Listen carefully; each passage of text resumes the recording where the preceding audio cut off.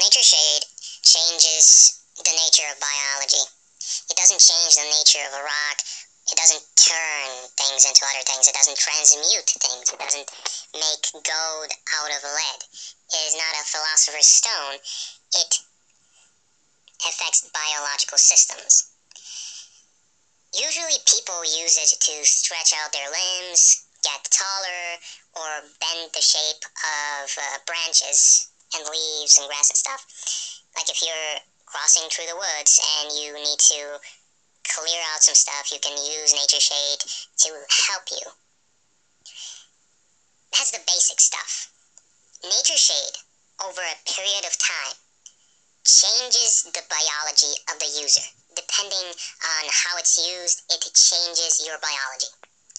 Over a long period of time, Nature Shade can either directly affect your body or become part of your body. Shades can connect with biology.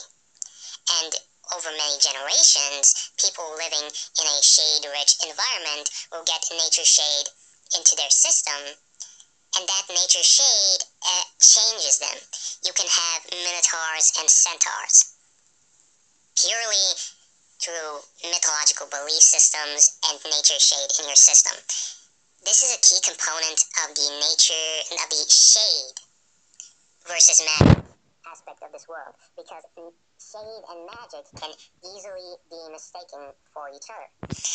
The thing about shade is, it is not something that comes from a person. It is not something that is summoned by a person. It is something separate from a person that reacts to that person. Nature Shade, as a substance, can connect with biology. And it has the strongest effect out of all the shades when it comes to connecting to biology. Nature Shade is still separate from the biological system, but it functions within it. The biological system functions alongside the shade.